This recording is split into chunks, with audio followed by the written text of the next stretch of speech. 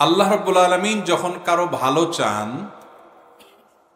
তার ভেতরে দ্বীনের প্রেরণা, দ্বীনের জাগরণ, দ্বীনের প্রতি ভালোবাসা, দ্বীন সম্পর্কে বুঝ, নলেজ, দ্বীন সম্পর্কিত ইলম, ধারণা এবং আল্লাহর প্রতি টান সৃষ্টি করে দেন। আল্লাহর কোরআনের প্রতি, আল্লাহর নবীর সুন্নাহর প্রতি টান এবং আকর্ষণ আল্লাহই সৃষ্টি করে দেন। যদি কারোর মধ্যে এরকম টান এবং আকর্ষণ অনুভব হয়, হেদায়েতের পথে আসার যদি কোনো পথ কারোর জন্য সুগম হতে দেখা যায়, তাহলে আর বুঝতে বাকি থাকে না যে আরশে আজিমের মালিক তাকে পছন্দ করেছেন। তো আমরা যারা এখানে এসেছি, দুনিয়াবি কোনো উদ্দেশ্য আমাদের আছে? আল্লাহ রাব্বুল আলামিন আমাদের এই আশাকে, বসাকে, শোনাকে, বলাকে, এ আয়োজনকে, যে যেভাবে আয়োজনের সাথে আমরা সম্পৃক্ত হয়েছি, সবাইকে আল্লাহ তাআলা কবুল এবং মঞ্জুর ফরমান, আমিন। সম্মানিত উপস্থিতি, গভীর রাত পর্যন্ত মাহফিল যেন না হয়, সেজন্য আমরা মানুষকে বোঝানোর চেষ্টা করি। যদিও সব জায়গায় আমল করা সম্ভব হয় না, মানুষ সব সময় বোঝেন না। আজকের মাহফিল অন্তত আমরা খুব গভীর রাত পর্যন্ত নেব না ইনশাআল্লাহ। ইতিপূর্বে আলহামদুলিল্লাহ দুইজন আলেমে দ্বীন আলোকপাত করে ফেলেছেন। আমি খুব বেশি কথা বলবো না। কোরআন এবং হাদিসের আলোকে সুন্নাতে রাসূল আঁকড়ে ধরার গুরুত্ব নিয়ে কয়েকটি কথা বলে, এরপর আপনাদের করা বিভিন্ন প্রশ্নের কোরআন এবং হাদিসের আলোকে জবাব দেওয়ার চেষ্টা করব। ওমা তৌফিক ইল্লা বিল্লাহ। মুহতারাম হাজরিন, আল্লাহ রাব্বুল আলামিন আমাদেরকে যে দ্বীন দিয়েছেন, যে ইসলাম দিয়েছেন, এই ইসলাম এর এক কথায় যদি কেউ ব্যাখ্যা করতে চায় ইসলামটা কি, তাহলে বলতে হবে সরলভাবে, ইসলাম হলো কোরআন এবং সুন্নাহকে অনুকরণ করে চলার অপর নাম। কোরআন এবং সুন্নাহকে অনুসরণ করা, মেনে চলার অপর নাম হলো কি? ইসলাম। মুসলমান বলা হয় ওই ব্যক্তিদেরকে যারা আল্লাহ রাব্বুল আলামিনের আদেশ নিষেধগুলোকে নবী করিম সাল্লাল্লাহু আলাইহি সাল্লামের ব্যাখ্যা, বিশ্লেষণ, তার বাতানো পথ পদ্ধতি এবং তার হাদি অনুপাতে, তার পথ নির্দেশ অনুপাতে গ্রহণ করে, তাদেরকে বলা হয় কি? মুসলমান। কোরআন আমাদের সামনে আল্লাহ রাব্বুল আলামিন নাজিল করেছেন। এই কোরআন নাজিল করার জন্য আল্লাহ তাআলা প্রিয় নবী মুহাম্মদ মুস্তাফা সাল্লাল্লাহু আলাইহি সাল্লামকে নির্বাচন করেছেন।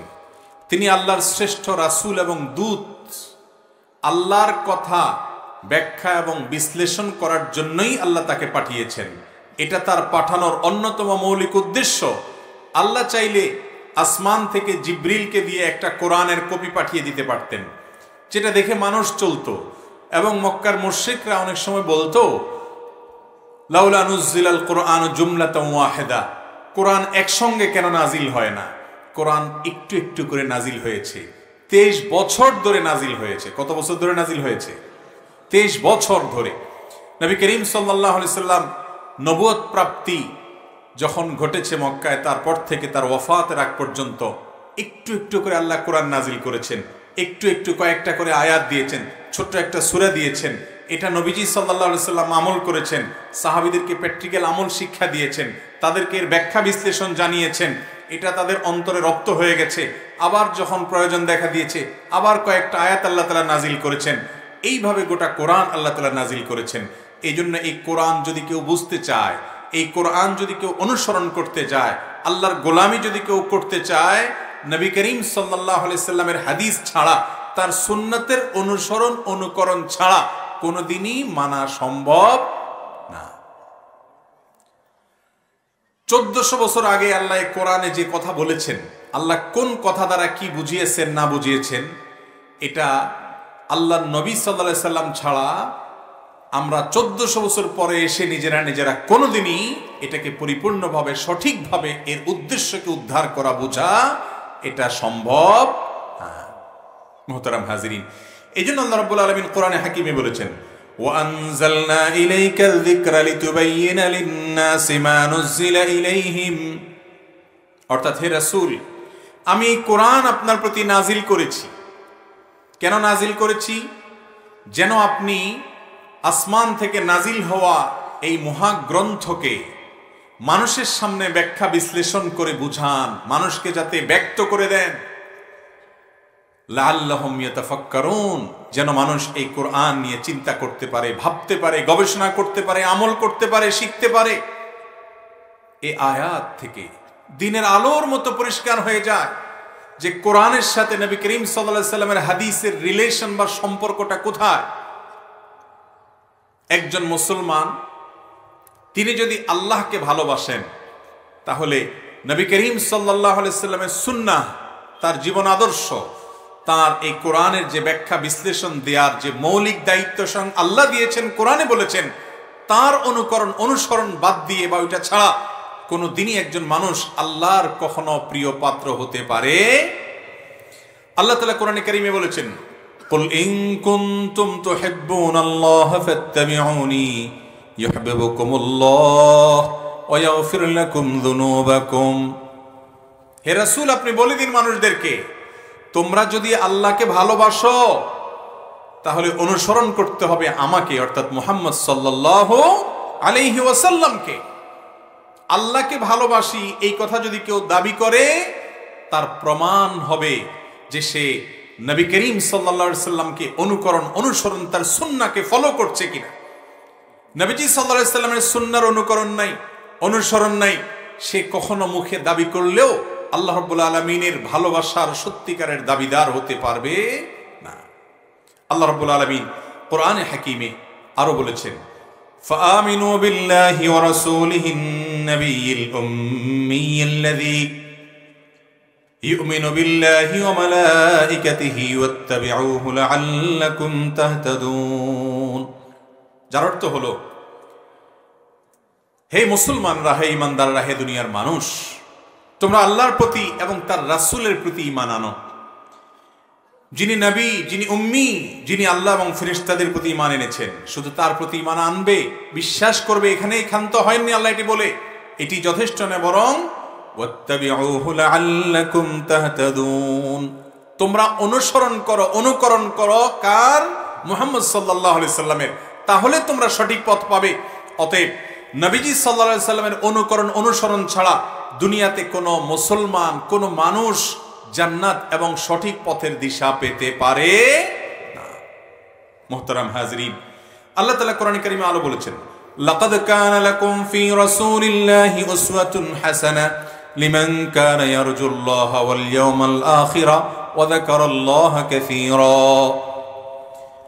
যারা আল্লাহর প্রতি ঈমান আনে, আখিরাতের প্রতি ঈমান এনেছে এবং আল্লাহকে অনেক বেশি স্মরণ করে, এই ঈমানদারদের জন্য আল্লাহর রাসূলের জীবনীতে মুহাম্মদ সাল্লাল্লাহু আলাইহি সাল্লামের আদর্শ এবং জীবন ইতিহাস, তার জীবন দর্শন, জীবন আদর্শ, তার সুন্নাতের মধ্যে সর্বোত্তম মডেল আছে।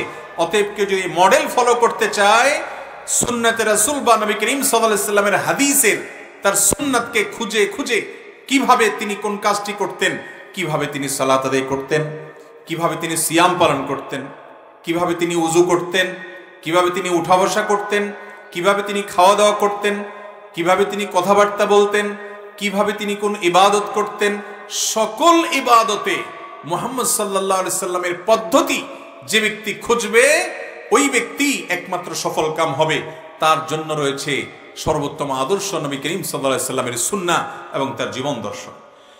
আল্লাহ রাব্বুল আলামিন আরো বলেছেন, ফালইয়াহযারিল্লাযীনা ইউখালিফুনা আন আমরিহি আন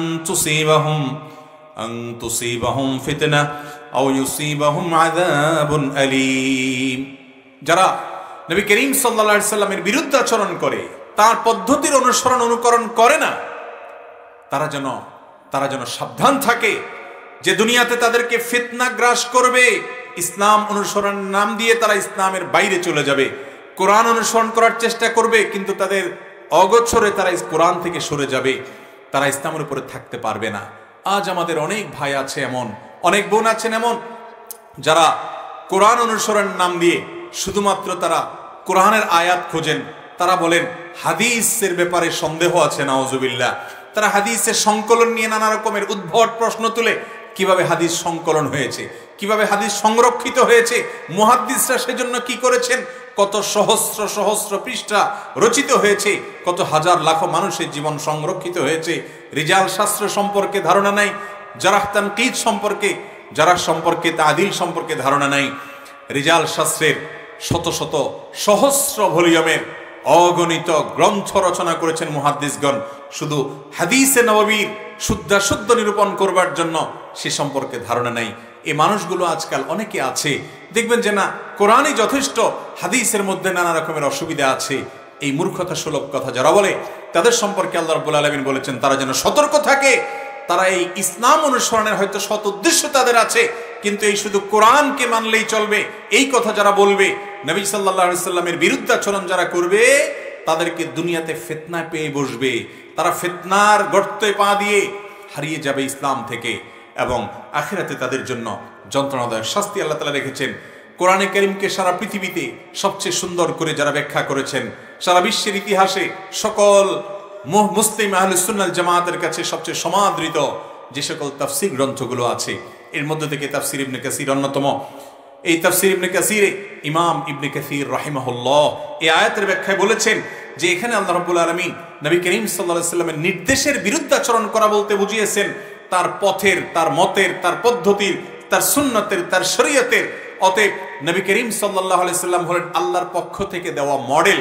এই মডেলের সাথে আপনার ইবাদত বন্দেগী যদি মিলে আল্লাহর কাছে গ্রহণযোগ্য হবে, আর যদি না মিলে সেটা গ্রহণযোগ্য হবে না।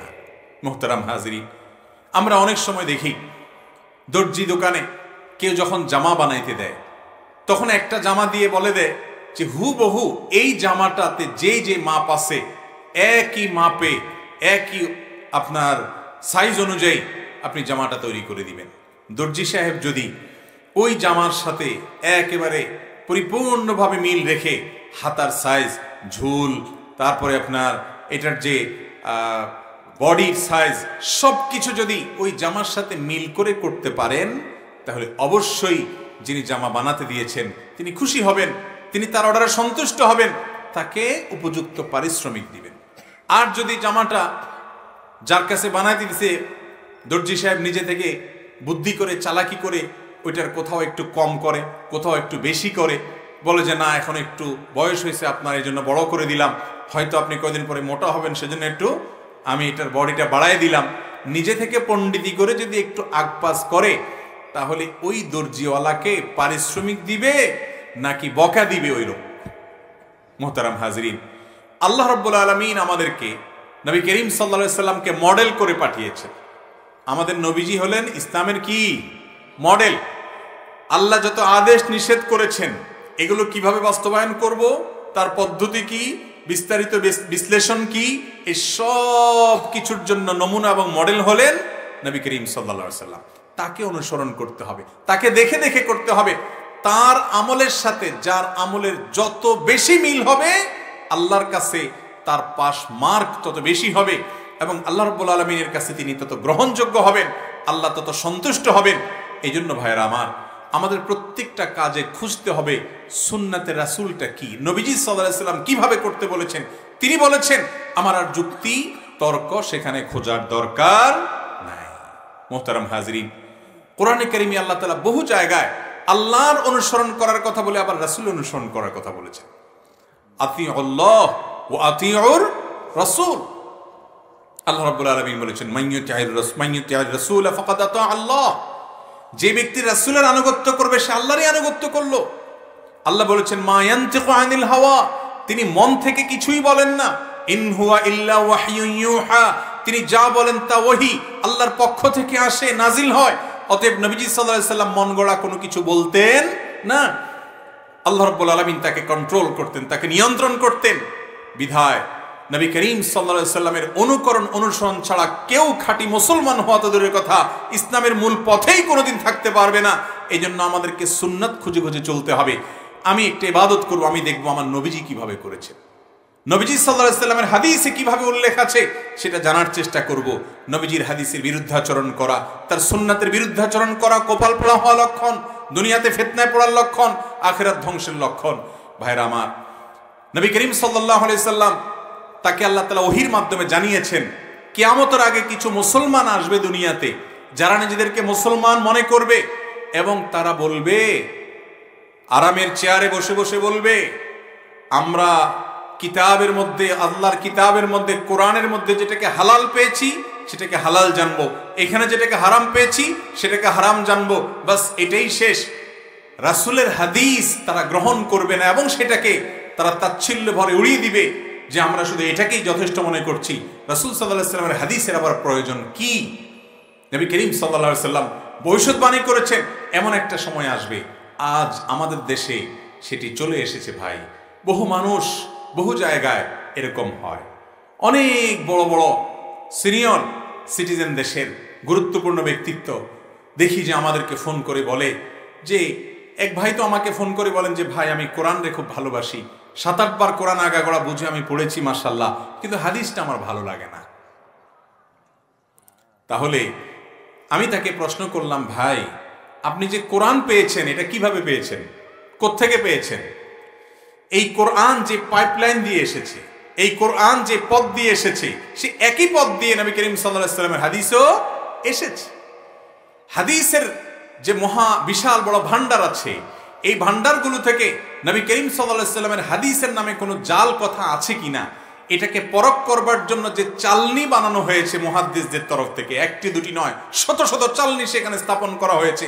কিভাবে সেটাকে চালা হয়েছে, কিভাবে সেটাকে সেখান থেকে বিশুদ্ধ হাদিসগুলোকে বের করা হয়েছে, মুহাদ্দিসদের কি অবদান ছিল, এবং এটা আল্লাহ তাআলার অলৌকিকত্ব।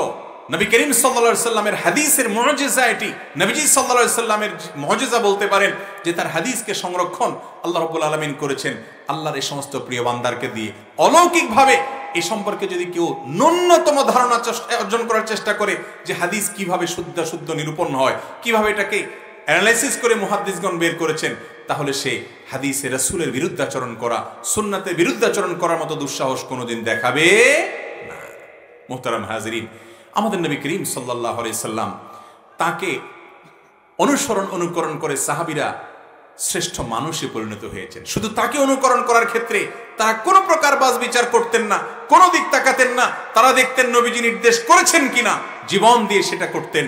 তিনি নিষেধ করেছেন আর সেদিকে যেতেন না। এর মধ্যেই মুসলমান জাতির কল্যাণ নিহিত, অন্য কোনো পথে মুসলমানের কল্যাণ, নাজাত, মুক্তি দুনিয়াতে আখিরাতে কোনো অবস্থায় নিহিত নাই। একবার আমাদের প্রিয় নবী সাল্লাল্লাহু আলাইহি সাল্লাম মসজিদে নববীতে তিনি তার খুতবা চলাকালীন কিছু মানুষের এলোমেলো, অনেক নমুসলিম থাকে, মুনাফিকরা অনেকে আসে, তাদের এলোমেলো আপনার উঠা বসা, হাঁটা চলা দেখতে পেয়ে বলছেন, তোমরা বসে পড়ো। এই টাইমে আব্দুল্লাহ ইবনে মাসউদ রাদিয়াল্লাহু তাআলা আনহু, একজন সিনিয়র সাহাবী, আলিম সাহাবী, কোরআন হাদিস যিনি সবচেয়ে ভালো বুঝতেন, ইসলামের ফিকহ শাস্ত্র সম্পর্কে, নবী করিম সাল্লাল্লাহু আলাইহি সাল্লামের আদেশ নিষেধ, কোরআন সুন্নাহর আদেশ নিষেধ থেকে মাসআলা উৎকলন করা, মাসআলাকে বের করে আনার ব্যাপারে দক্ষতা যার অনেক বেশি ছিল, সে আব্দুল্লাহ ইবনে মাসউদ রাদিয়াল্লাহু তাআলা আনহু, তিনি হেঁটে হেঁটে তখন মসজিদের দিকে আসছিলেন। মসজিদের বাইরে সিঁড়ি বা এরকম কোনো জায়গায় এখনো প্রবেশ করেন নাই। ওই জায়গায় আসার পর যখন নবীজির নির্দেশটা কানে আসলো, বসো, তিনি ওই অবস্থায়, ওটা বসার জায়গা ছিল না, একেবারেই বিদঘুটে এবং অপ্রস্তুত জায়গা ছিল বসার, ওই উঁচা নিচা জায়গায় যেটা বসার জায়গা না, ওই জায়গায় ওই অবস্থায় তিনি বসে পড়েছেন। নবী করিম সাল্লাল্লাহু আলাইহি সাল্লাম এই দৃশ্য দেখে বললেন তাকে, হে অমুকের বাপ, শ্রদ্ধা করে তাকে নাম ধরে না ডেকে বললেন, হে অমুকের বাপ, আপনাকে আমি বলিনি আপনি উঠেন, উঠে জায়গা মতো এসে বসেন, যারা এলোমেলো ঘোরাফেরা করছে তাদেরকে বলেছি। তো সাহাবীরা নবী করিম সাল্লাল্লাহু আলাইহি সাল্লামের কোনো নির্দেশ পেলে আর চোঁচেরা করতেন না, অন্ধের মতো সেটাকে মানতেন। এটা দিয়ে তারা গোটা দুনিয়া শাসন করেছেন, দুনিয়াতে আল্লাহ তাদেরকে মর্যাদা দিয়েছেন এবং আখিরাতে তারা মর্যাদার চূড়ান্ত শিখরে থাকবে।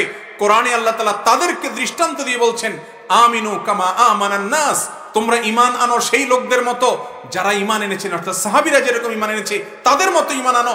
তারা তোমাদের ঈমানের জন্য মানদণ্ড, মাপকাঠির মতো তাদেরকে অনুসরণ করবে, তাদের মৌলিক জামাতকে অনুসরণ করবে। সেই মৌলিক জামাতের যে মৌলিক দর্শন, সেটা অনুসরণের মধ্য দিয়ে মুসলমান জাতি উন্নতির চরম শিখরে পৌঁছে যাবে। মোহতারাম হাজিরিন, আজ সেই সুন্নতে রাসূল আজ আমাদের জীবন থেকে বুলণ্ঠিত। আজ আমাদের ইবাদতে সুন্নত নাই, আর আমাদের কাজে কর্মে সুন্নত নাই। অন্যান্য জায়গা থেকে সুন্নত যেতে যেতে আজ আমাদেরকে এই কথাও শুনতে হয় যে শুধু কোরআনই যথেষ্ট। নতুন নতুন কিছু মানুষ বের হচ্ছে আমাদের সমাজে, যারা আমাদের মুসলমান ভাই বোনদেরকে বিভ্রান্ত করছে। দুঃখজনক, তারা অনেকে জেনারেল শিক্ষিত মানুষ হয়ে ইসলাম চর্চা করলে, ইসলামের দাওয়াতের কাজে গিয়ে এলে সেটা অবশ্যই অ্যাপ্রিসিয়েট যোগ্য, সেটাকে আমরা সাধুবাদ জানাই।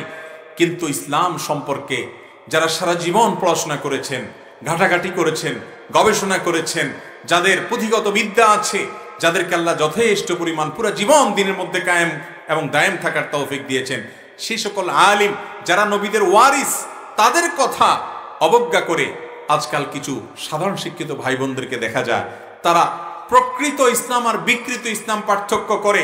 তারা বলে যারা নবীজির হাদিস অনুসরণ করে, হাদিসকে মেনে চলে, তারা নাকি বিকৃত ইসলামের অনুসরণ করে, আর যারা শুধু কোরআনকে মানে তারা নাকি প্রকৃত ইসলাম অনুসরণ করে। বলেন নাউজুবিল্লাহ।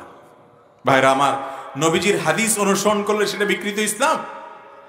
আল্লাহ তাআলা আমাদের ভাইদেরকে বোনদেরকে হেদায়েত দান করুন। এরা সবাই যে ইসলামের বিরুদ্ধে ষড়যন্ত্রে লিপ্ত তা আমি কখনো বলবো না। এদের অনেকে আছেন না বুঝে এই পথে চলে গেছেন। কিয়ামতের আগে দুনিয়াতে ভাই বহুমুখী ফিতনা আসবে, কত ফিতনা যে আসবে, এক এক ফিতনার জোয়ারে বহু মুসলমানের সন্তান ইমান হারা হয়ে যাবে, ইমান চেতনা হারা হয়ে যাবে, সে টেরও পাবে না। এই জন্য আল্লাহর কাছে দোয়া করতে হয়, ইহদিনাস সিরাতাল মুস্তাকিম। প্রত্যেক রাকাতে আমরা দোয়া করব। যখন দোয়া করবেন, সূরা ফাতিহা পড়বেন, তখন এর অর্থের দিকে খেয়াল করে আল্লাহর কাছে মনে মনে দোয়া করবেন, ইহদিনাস সিরাতাল মুস্তাকিম। আল্লাহ, সরল সঠিক জান্নাতের পথ যেটা, দুনিয়াতে হাজারো পথ, আল্লাহ কতজন কত পথের দিকে ডাকে, আমার নিজের বিবেক বুদ্ধি দিয়ে সবসময় সঠিকটা আমি উদ্ধার করতে পারবো না মালিক। আপনি আমাদেরকে যেই পথে চললে তার গোড়ায়, তার মাথায় জান্নাত ঠেকবে, সেই পথে আপনি আমাদেরকে চালান আল্লাহ। ইহদিনাস সিরাতাল মুস্তাকিম। ভাইরা আমার, কত গুরুত্বপূর্ণ যে প্রত্যেক নামাজে প্রতি রাকাতে সূরা ফাতিহা পড়াটাকে আল্লাহ তাআলা আবশ্যক করে দিয়েছে, তাই না? প্রত্যেক নামাজের প্রত্যেক রাকাতে সূরা ফাতিহা পড়া লাগে না? প্রত্যেক সালাতের প্রতি রাকাতে সূরা ফাতিহাকে আবশ্যক করে দেওয়া হয়েছে ইসলামে। সূরা ফাতিহার মূল কথা কি ভাই?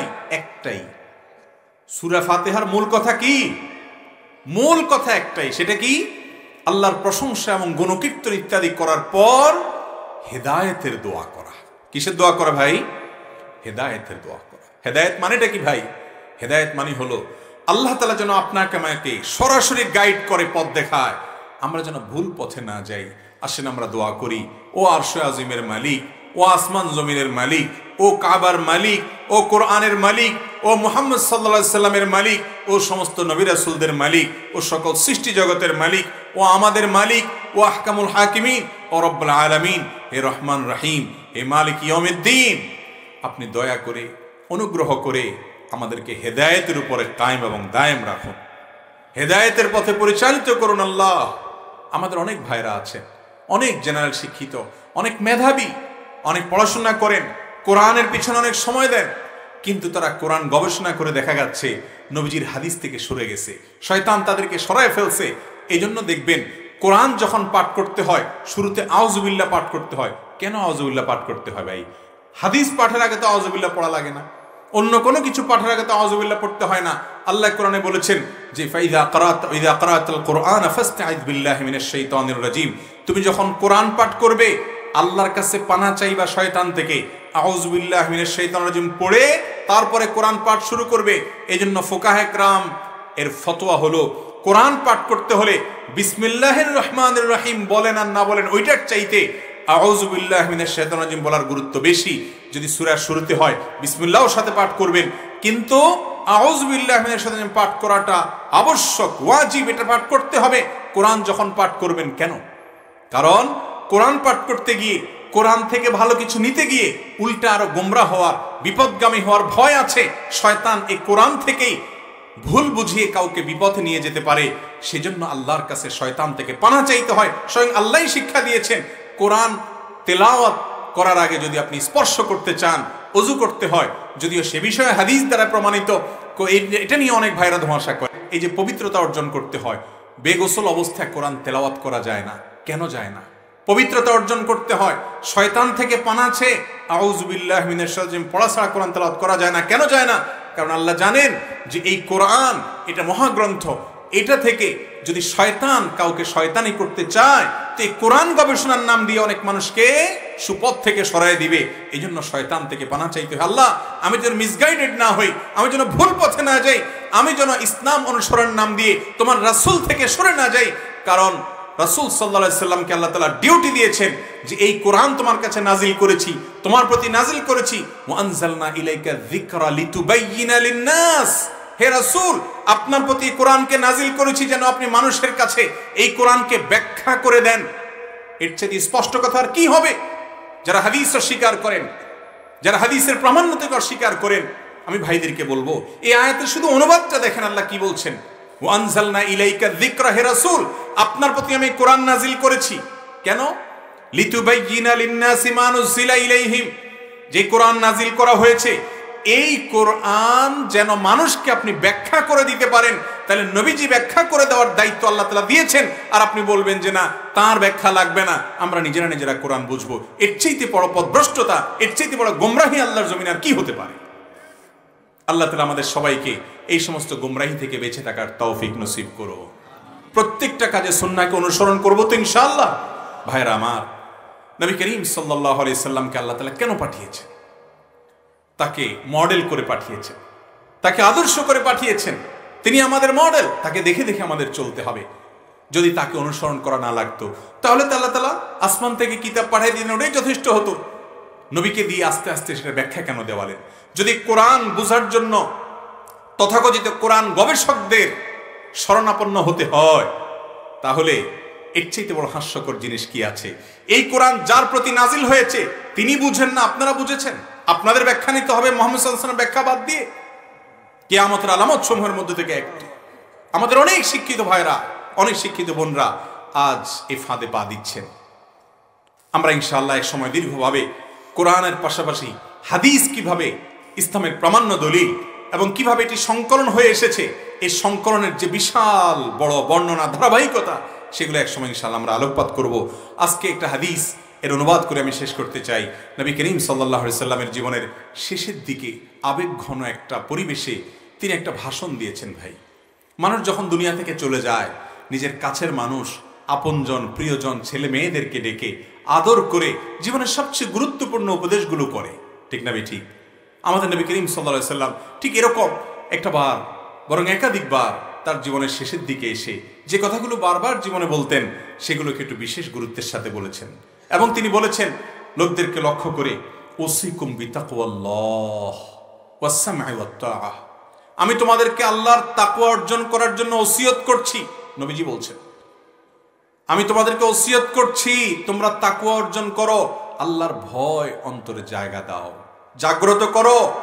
কোন একটা খারাপ কাজ করবেন, আল্লাহর ভয় মনে আসতে হবে যে কেউ দেখছে না, যিনি দেখার তিনি ঠিকই দেখছেন। অতএব মুসলমান কেউ দেখুক বা না দেখুক, সর্বাবস্থায় আল্লাহর ভয় অন্তরে জাগ্রত রেখে সেই কারণে অন্যায় থেকে নিজেকে বাঁচাবে। এটা হলো আমাদের মূল চালিকা শক্তি, আল্লাহর ভয়, তাকওয়া। এটা যদি কারোর অন্তরে থাকে, ওই ব্যক্তিকে মনিটরিং করার জন্য পৃথিবীর কোনো সিসিটিভি ক্যামেরার প্রয়োজন হবে না, কোনো সিস্টেমের প্রয়োজন হবে না।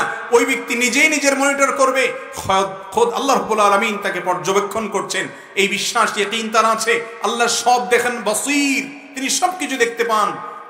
এই বিশ্বাস থাকার কারণে ঈমানদার আল্লাহর ভয় অন্তরে লালন করবে। এই জন্য ভাইরা আমার, যার ভিতরে তাকওয়া আছে সে সবচেয়ে বড় মুসলমান, তার আর কিচ্ছুর দরকার নাই।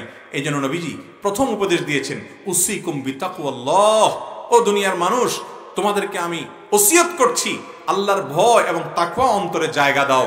এটা যদি তোমার ভিতরে চলে আসে, তোমার চেয়ে ভালো মানুষ আর কেউ হবে না। তুমি সব সময় ভালো পথে চলবে, খারাপ পথ থেকে বেঁচে থাকবে। তোমার মন তোমাকে বাধা দিবে যে কেউ না দেখলেও আল্লাহ ঠিকই দেখছেন এবং তিনি ঠিকই আমাকে পাকড়াও করবেন। সেই ভয়ে আমি ফিরে আসলাম। এই জন্য তাকওয়া অর্জন করতে ওসিয়ত করেছেন। এবং তিনি আরো ওসিয়ত করেছেন আমরা যেন আমাদের যারা দায়িত্বশীল থাকবেন, আমাদের যারা আমির থাকবেন, আমরা যাদের অধীনে থাকব, যে লোকগুলোকে আল্লাহ তাআলা আমাদের উপরে কর্তৃত্ব দিয়েছেন, সেই আমির, দায়িত্বশীল নেতৃত্বদের অনুকরণ করব। ইসলাম আমাদেরকে শৃঙ্খলা শিখায়। আপনি একটা অফিসে চাকরি করেন, আপনি একটা কোম্পানিতে কাজ করেন, আপনি একটা এলাকায় বসবাস করেন, এখানে একটা শৃঙ্খলা আছে।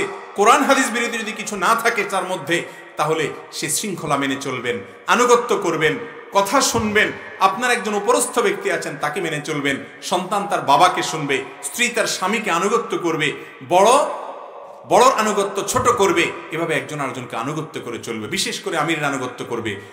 যদিও সে আমির কোনো ইথিওপিয়ান হয়, কোনো নিগ্র মানুষ হয়, এমন কোনো কেউ হয় যে তিনি চামড়ায় গায়ে কালো নিগ্র হয়, তারপরও তাকে অনুসরণ করবে। তাকে দেখতে যদি কুৎসিত হয় তারপরও তাকে অনুসরণ করবে, কারণ যিনি দায়িত্বশীল তার অনুসরণ করার মধ্যে সওয়াব রয়েছে, আল্লাহ সন্তুষ্টি রয়েছে, পৃথিবী শান্তি শৃঙ্খলার সাথে পরিচালিত হবে।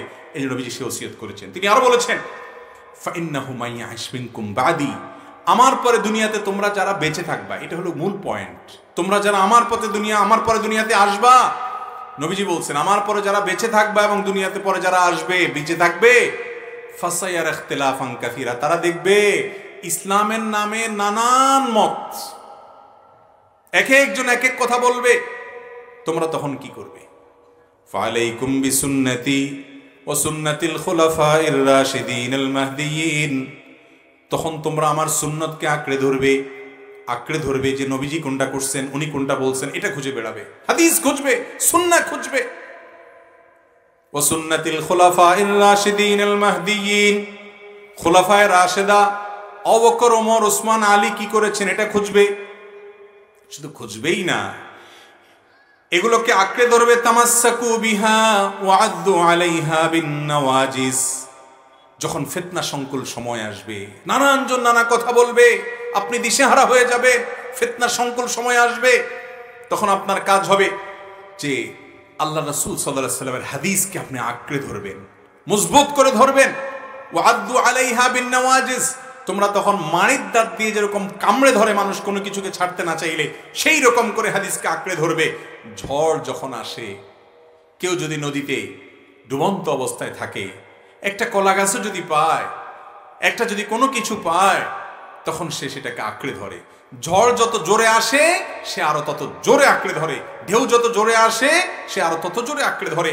ফিতনা যত বাড়বে সুন্নতে রাসূলকে তত জোরে সোরে আঁকড়ে ধরতে হবে। ফিতনা যত বৃদ্ধি পাবে সুন্নতকে তত বুকের সাথে পাজা কোলে করে নিতে হবে। আমি সুন্নত ছাড়া কিছু জানি না, যেটুকু করব আমল সুন্নত অনুযায়ী করব, নবীজি সাল্লাল্লাহু আলাইহি ওয়াসাল্লাম বাতানো পদ্ধতি অনুযায়ী চলবো, অন্য কোনো পথে চলবো না। আজ সুন্নত থেকে আমাকে সরাবার জন্য, মুসলমান জাতিকে সরাবার জন্য নানামুখী ষড়যন্ত্র চলছে।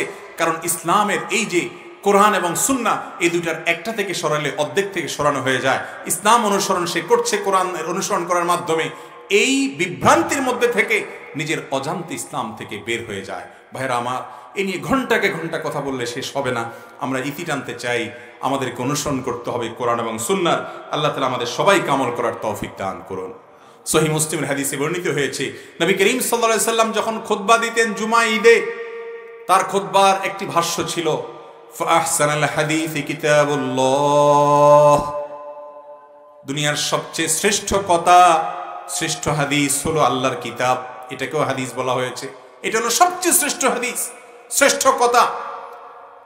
ওয়া আহসানাল হাদি হাদিয়ু মুহাম্মাদিন সাল্লাল্লাহু আলাইহি ওয়াসাল্লাম, আর দুনিয়ার সবচাইতে শ্রেষ্ঠ জীবন দর্শন, আদর্শ, ব্যাখ্যা, অনুকরণীয় দৃষ্টান্ত হলো মুহাম্মদ সাল্লাল্লাহু আলাইহি সাল্লামের জীবন দর্শন, তার সুন্নাত, তার হাদিস।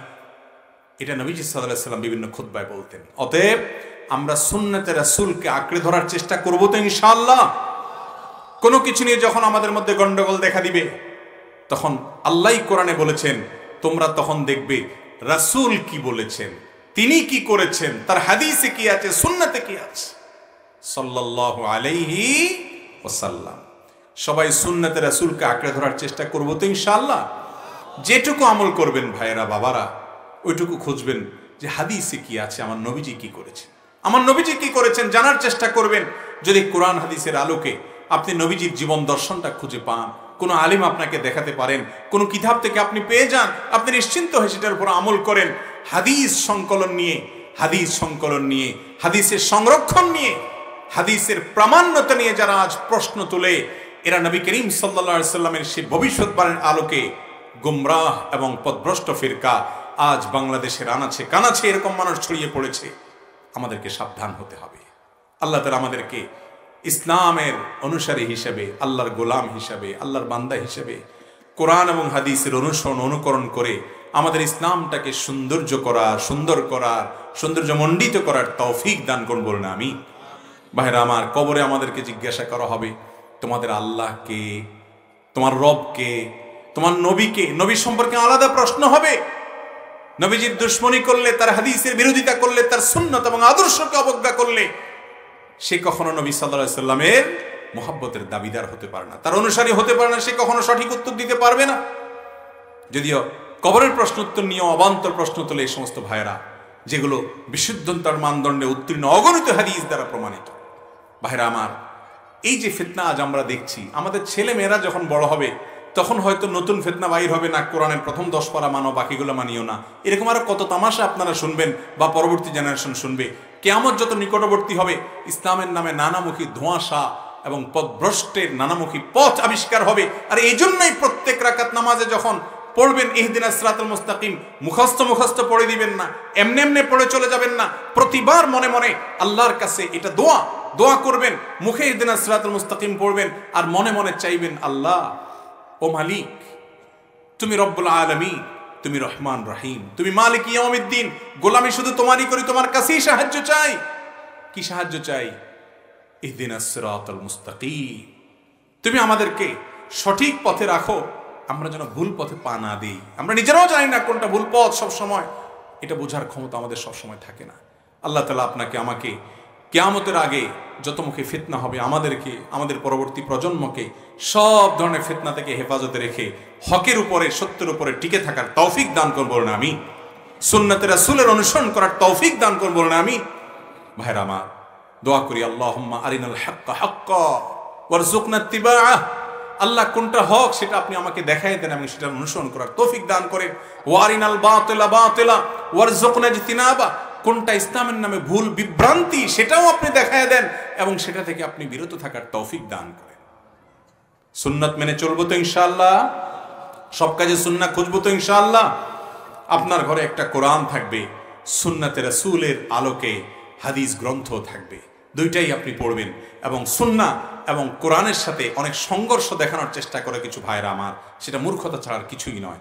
কোনো কিছুকে সাংঘর্ষিক বাহ্যিকভাবে দেখলে মনে হলেই সাংঘর্ষিক হয় না, বরং একটা আরেকটার পরিপূরক। আল্লাহ তাআলা আমাদের সবাইকে যে কথাগুলো বললাম, শুনলাম, সেগুলোকে বুঝে শুনে আমল করার তৌফিক দান করুন। জাযাকুমুল্লাহু খায়রা ওয়া আখিরু দাওয়ানা আনিল